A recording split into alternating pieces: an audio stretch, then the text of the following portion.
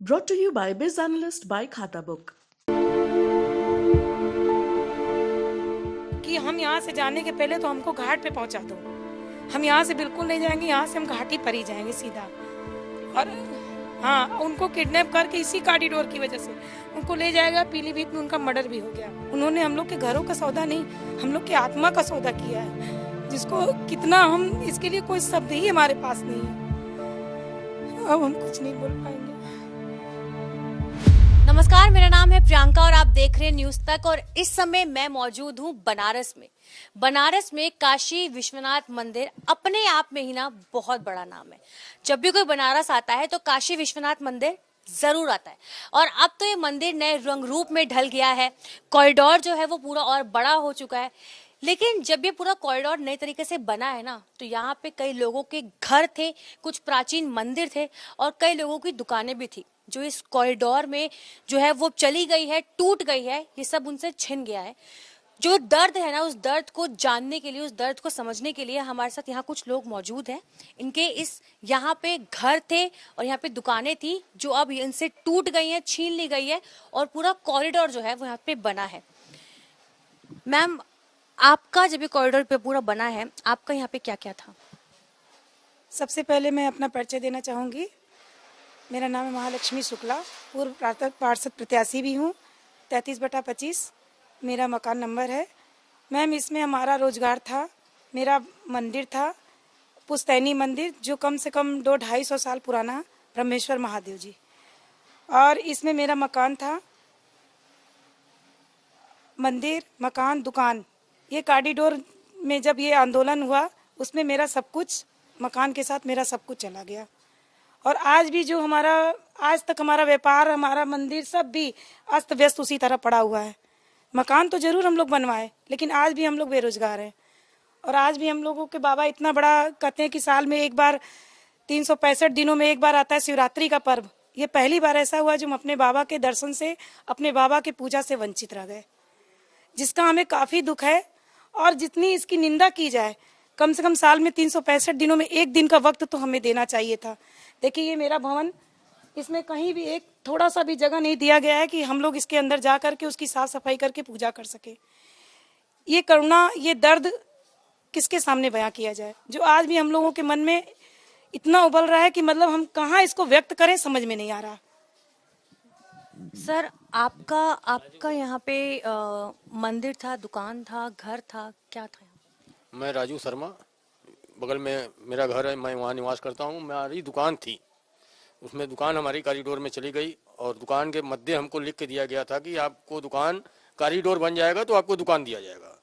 दुकान का मुआवजा 1 लाख रुपया दिया गया था। उस समय बोले थे कि ये आपको 6 महीने के लिए पुनर्जीवार्चन के लिए आपको दिया जा रहा है, दुकान बनेगा तो आपको उचित मूल्य पर दुकान दिया जाएगा। लेकिन आज तक हम लोग भड़क रहे हैं, भीख मांगे हम लोग। लेकिन नीलकंठ तिवारी यहाँ के विधायक, मंत्री, धर्मार्थ मंत्री, पर्यटन मंत्री है, एक बार नहीं सुने। बोले अभी हम लोगों की मीटिंग हुई थी तो बोले हमारे पास धर्म फंड में 28 करोड़ रुपया है और अगल बगल कहीं हम जगह देख रहे हैं 4-5 बिस्सा, उसमें दुकान बनवा के देंगे अगर आप लोग हमको जिताते हैं तो। अगर हार जाएंगे तो फिर हम लोग उसी तरह रह जाएंगे, भीख मांगने की नौबत हम लोगों के सामने है। ये स्थिति है। लेकिन मैं यहाँ पे, आप लोग प्लीज थोड़ा आइए, बताइए। जब यहाँ पे कॉरिडोर पूरा बना था तो प्रशासन का तो ये कहना था कि उन्होंने मुआवजा दिया है। देखिए, मुआवजा तो सरकार, देखिए यहाँ पे पहली बात मैं बता दूं, जो कुछ ऐसे मकाने हैं जो जिस मकान का जो है कि मुआवजा दिया गया, ठीक है कि मुआवजा दिया गया, लेकिन कुछ ऐसी चीजें, जैसे मेरा मकान है, मेरा मकान आज भी हाई कोर्ट से स्टे लिया हुआ है और उसके बावजूद उन्होंने उस मकान को कि भाई आके पूरी फोर्स आके धमक के उन्होंने तोड़ दी। हम लोग भाई प्रशासन के आगे मजबूर थे, हम लोग भाई प्रशासन जब धमकाती है तो उससे आगे मर गया। हमारे आज भी हमारे पास लिखित है हाई कोर्ट का आदेश है, बिना इनसे पूछे हुए आप इनके मकान को एक ईंट नहीं छुएंगे। उस आदेश के बावजूद जो है न्याय, कानून व्यवस्था इनके आगे में कोई मायने नहीं रखती थी। तो भाई जान की डर सबको होती है, भाई डर सबको होता है, जेल भेजेंगे, ये करेंगे। इसके वजह से हम लोगों ने ठीक है भाई तोड़ दीजिए, आज हम लोग वहाँ से हट गए।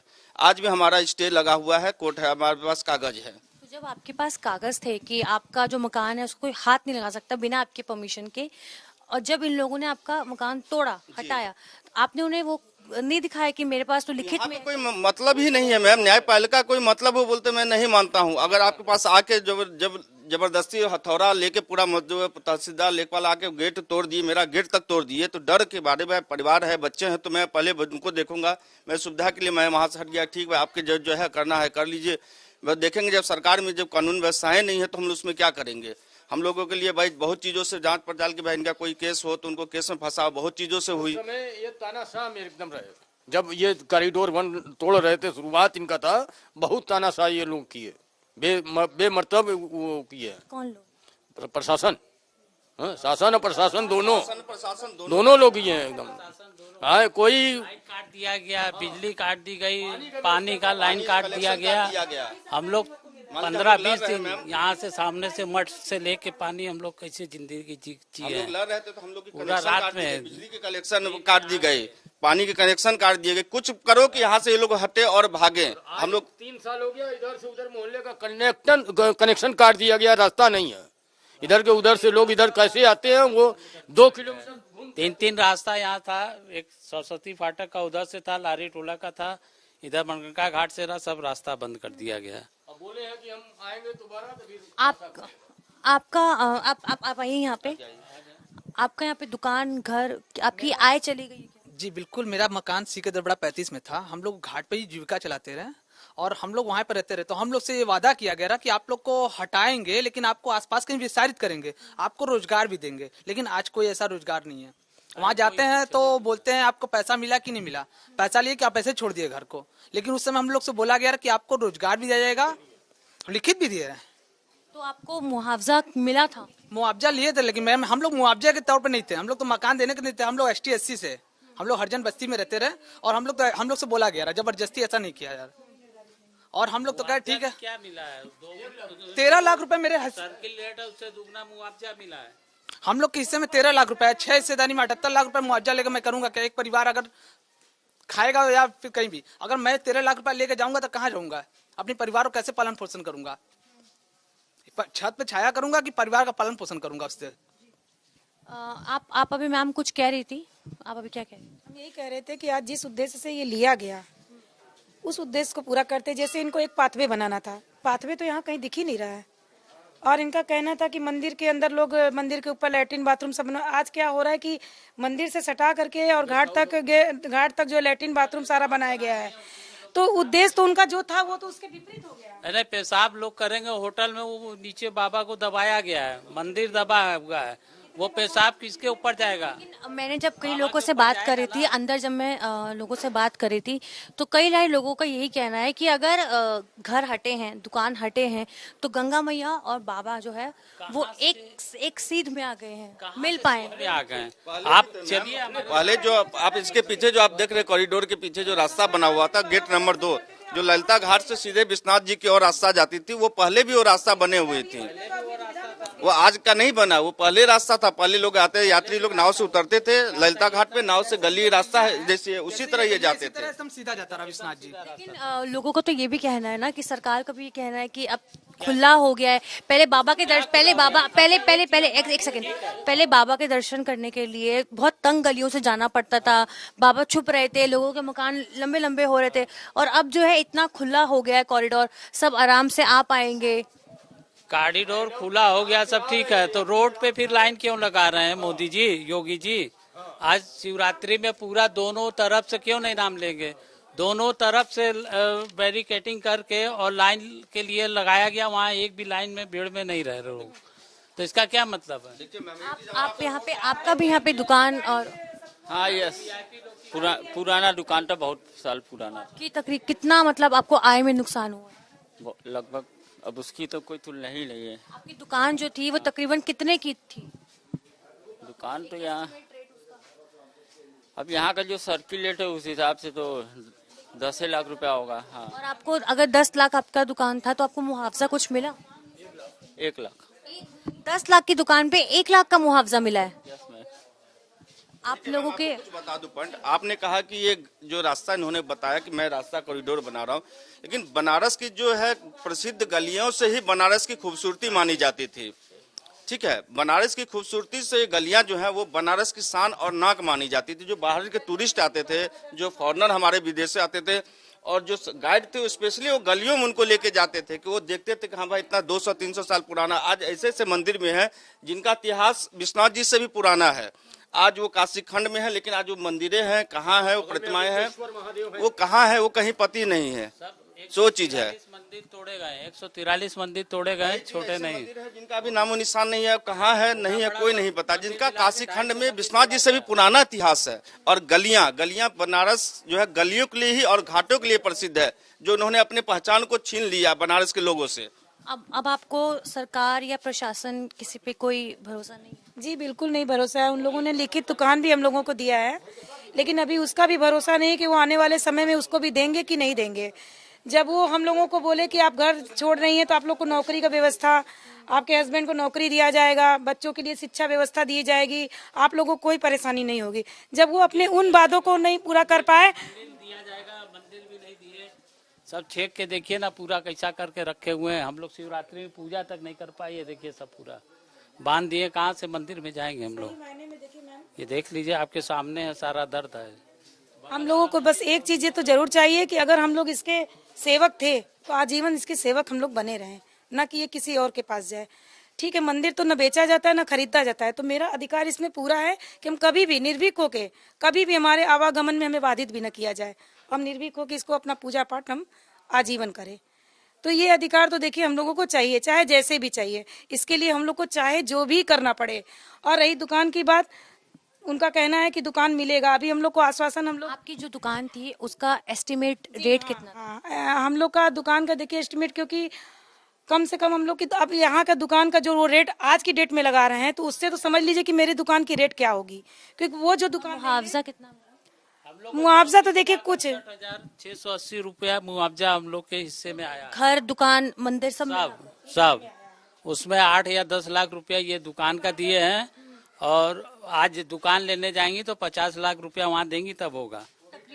तकरीबन जो आप आइए सर, प्लीज इधर आके बोलिए। वो भी टेंडर भरा जाएगा मैम, टेंडर भरा जाएगा, तब उसके आधार पे हम लोग को सिक्योरिटी जमा करना होगा। जो वो चार्ज लगाएंगे वो चार्ज भी हमें पे करना होगा। आपकी जो दुकान के जो आपको उससे रोजी रोटी आता था, वो अभी फिर कैसे मैनेज हो पा रहा है? तो मैनेज बिल्कुल नहीं हो पा रहा है। 2.5-3 साल से जब से हम लोग यहाँ से गए हैं, बिल्कुल और काफी हद तक ये बताएं कि मेरे जितने बुजुर्ग थे, हम लोग के जाने, खुद हमारे घर के बुजुर्ग चलते फिरते बस खाली इसी सदमे में वो गुजर गए कि हमारा मोहल्ला, हमारा घर छूट गया, हमारा मंदिर छूट गया।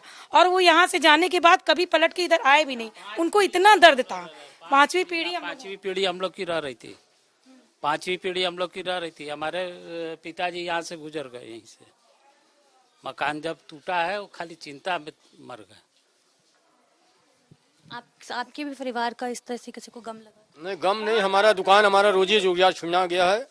जो दुकान हम ही लोग के बुजुर्ग के समान पद्माकर पांडे जी, वो जब इस घर से, जिस दिन हम दोनों को एक संग घर खाली करना था, तो वो बोले कि हम यहाँ से जाने के पहले तो हमको घाट पे पहुंचा दो। हम यहाँ से बिल्कुल नहीं जाएंगे, यहाँ से हम घाटी पर ही जाएंगे सीधा। और हाँ, उनको किडनैप करके इसी कॉरिडोर की वजह से उनको ले जाएगा। पीलीभीत में उनका मर्डर भी हो गया। तो सोचिए इसी में कृष्णकांत शर्मा जी, वो इस सदमे से वो भी नहीं उभर पाए। इस तरह करके कम से कम हमारे 15-20 बुजुर्ग ऐसे ही चले गए। मर चुके हैं 20-25 लोग यहाँ कॉरिडोर में मर चुके हैं ऐसे लोग। देखिए मैम, एक चीज और प्रशासन से आप अभी अगर मैं आखिरी आपसे सवाल जानना चाहूँ, आप प्रशासन से क्या चाहते हैं?